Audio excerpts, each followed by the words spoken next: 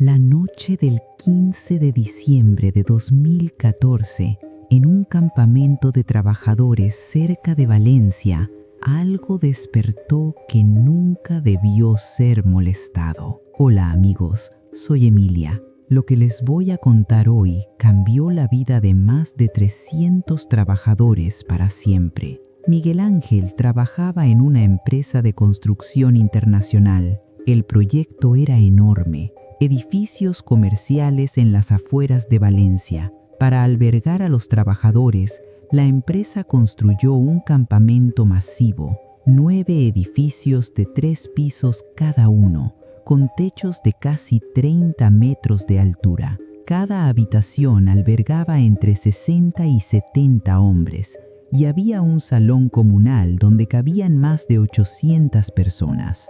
Pero desde el primer día, el tercer piso del edificio fue diferente. Miguel Ángel compartía habitación con su compañero Javier en el segundo piso, pero los que dormían arriba, en el tercero, no duraban más de una semana. Decían que por las noches escuchaban pasos en el pasillo y golpes en las puertas. Cuando abrían, no había nadie. Son tonterías, pensaba Miguel Ángel, hasta aquella noche de diciembre. Eran las 2 de la madrugada.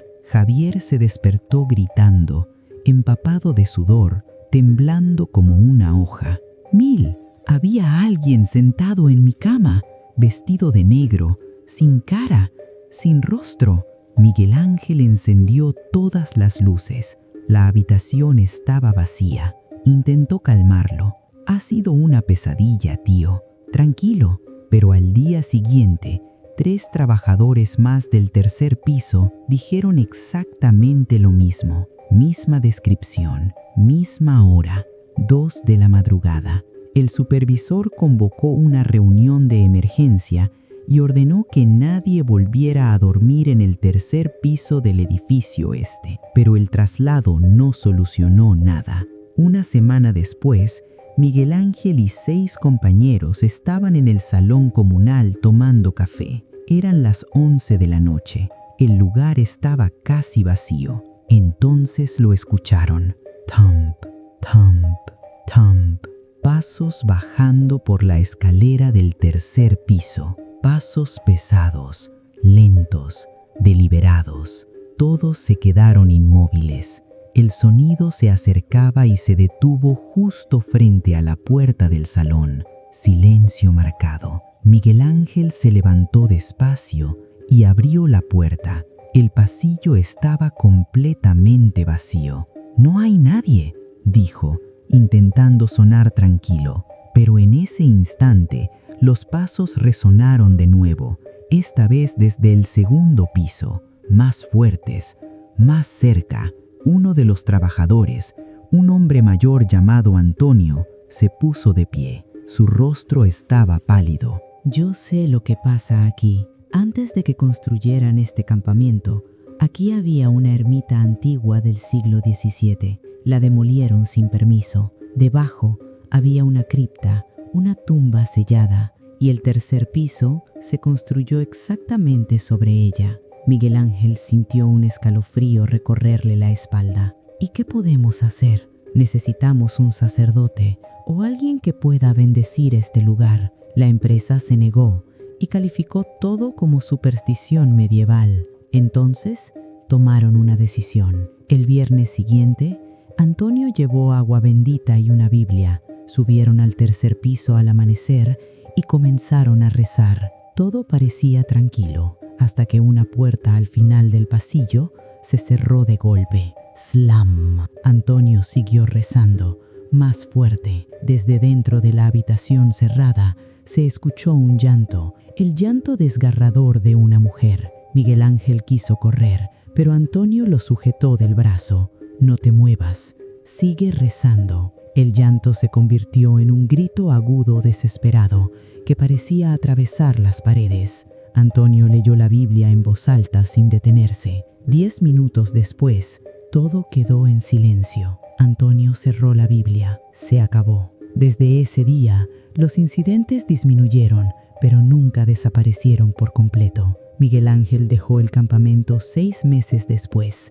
Aún hoy, algunos trabajadores nuevos aseguran escuchar pasos en el tercer piso, siempre a las 2 de la madrugada. Algunos lugares guardan secretos que no deberían ser perturbados. Si alguna vez sienten que algo no está bien, confíen en ese instinto, porque a veces el pasado no permanece enterrado. Nos vemos en la próxima historia. Cuídense. En una noche de verano de 2016, a orillas del río Tajo, cerca del pueblo de Aranjuez, un joven de 19 años vio algo que nunca debió ver. Hola amigos, soy Emilia. Esta historia les helará la sangre. Carlos Méndez nunca creyó en leyendas. Para él, los cuentos de fantasmas eran historias para asustar a los niños, nada más. Su pueblo, a 40 kilómetros de Madrid, estaba al lado del río Tajo. En la orilla había un viejo embarcadero de piedra construido hace más de 200 años. Los lugareños decían que nadie debía ir ahí después de medianoche.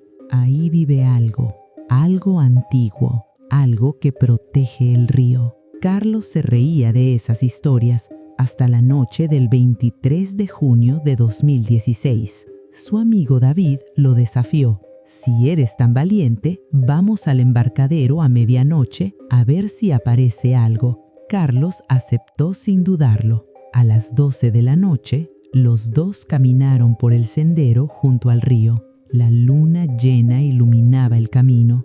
El silencio era absoluto. Ni siquiera los grillos cantaban. Cuando llegaron al embarcadero, todo parecía normal. Solo el agua fluyendo lentamente bajo la luz de la luna. David se rió nerviosamente. ¿Ves? No hay nada.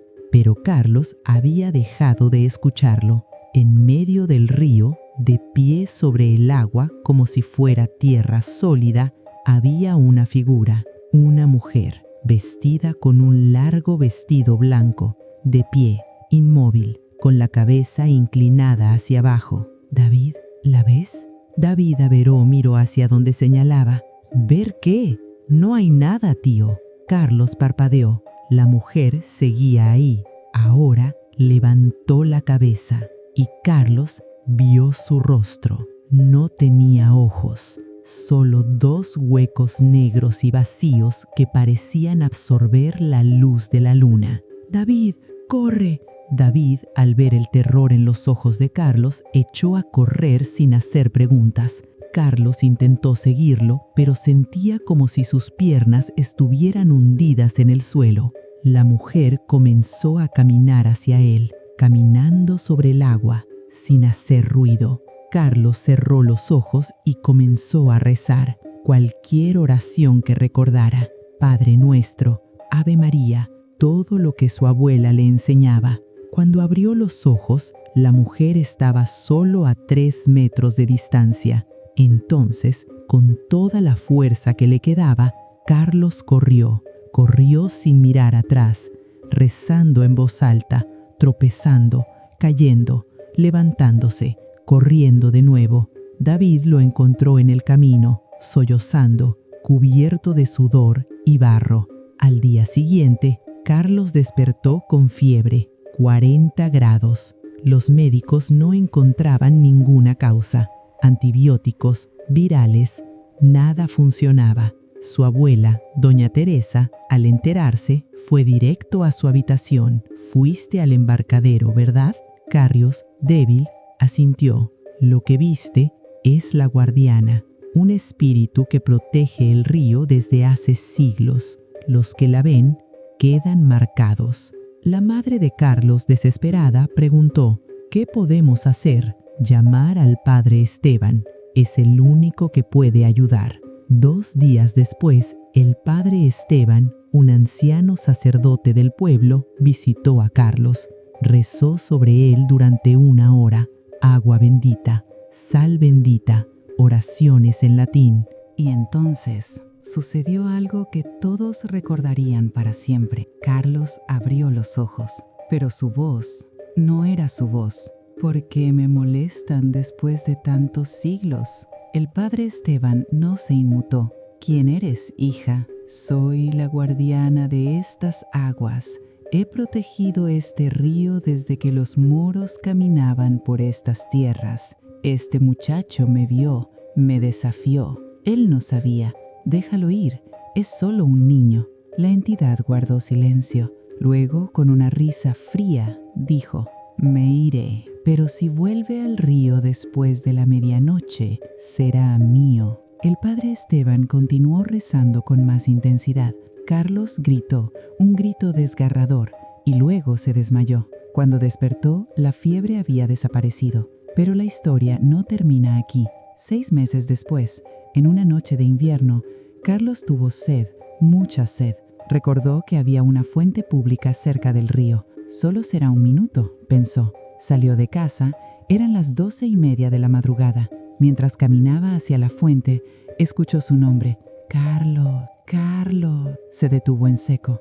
El viento había cesado. Todo estaba en silencio. Carlos. Se giró lentamente. Ahí estaba ella, la mujer del vestido blanco, a solo 5 metros de distancia, esta vez en tierra firme, más real que nunca. Sonrió, y Carlos vio que su boca estaba llena de dientes negros y podridos. Te dije que no volvieras. Carlos no pudo moverse. El terror lo paralizó por completo. La mujer comenzó a caminar hacia él. Entonces recordó las palabras de su abuela. Reza, hijo, siempre reza. Cerró los ojos y comenzó a recitar el Padre Nuestro en voz alta, una y otra vez. La mujer gritó, un grito agudo que parecía romper el aire. Carlos siguió rezando, dio un paso atrás, otro y otro. Cuando abrió los ojos, ella había desaparecido. Corrió a casa y no salió hasta el amanecer. Al día siguiente, sus padres lo enviaron a vivir con su tío en Barcelona. Carlos nunca volvió a Aranjuez.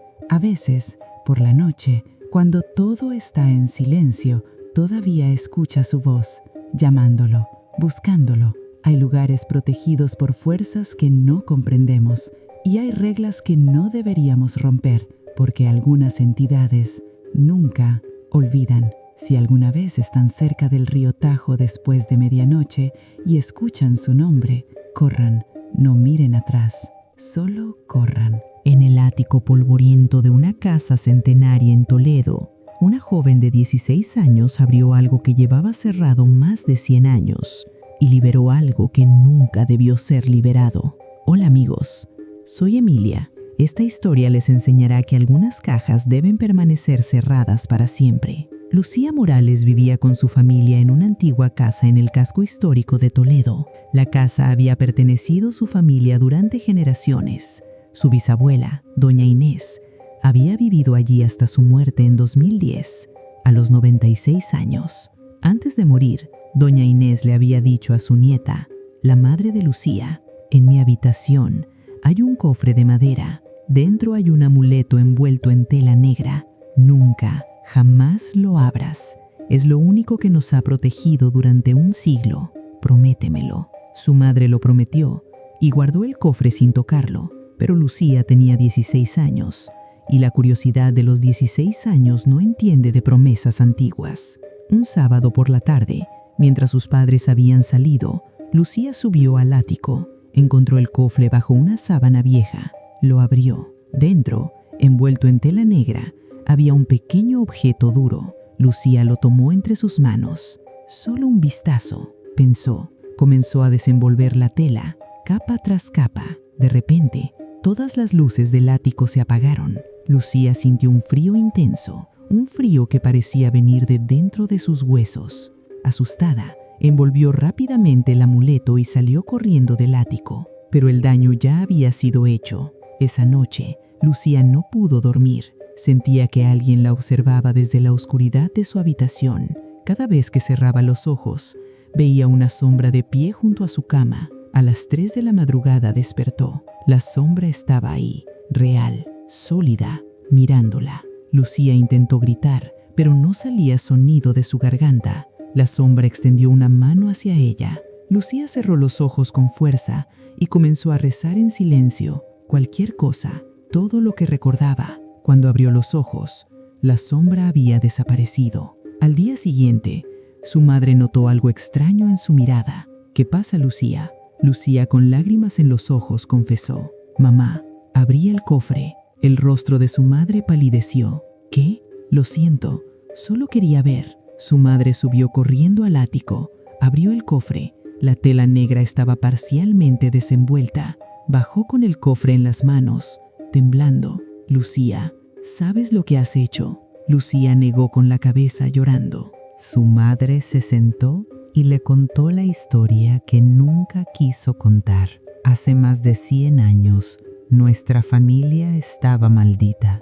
Muertes inexplicables, enfermedades extrañas. Tu tatarabuela, desesperada, buscó ayuda de una curandera. La curandera le dio ese amuleto. Dentro hay un pacto con un espíritu protector. Ese espíritu nos ha protegido durante un siglo, pero la condición era una: nunca abrir el amuleto, porque si se rompía el sello, el espíritu quedaría libre y sin el pacto ya no hay protección. Lucía sintió que el suelo se hundía bajo sus pies. ¿Qué podemos hacer? Su madre llamó inmediatamente al padre Miguel, el párroco de la iglesia de San Román, conocido por ayudar en casos poco comunes. Cuando el padre Miguel vio el amuleto, su expresión se oscureció. «Esto es muy antiguo y muy poderoso. No será fácil». Durante 7 días, el padre Miguel rezó sobre el amuleto, lo roció con agua bendita, lo bendijo con sal y aceite consagrado. La 7ª noche, Lucía tuvo un sueño. En el sueño, un anciano de barba blanca y ojos profundos la miraba con tristeza. «Durante 100 años protegí a tu familia», dijo. «100 años sin descanso. Me liberaste.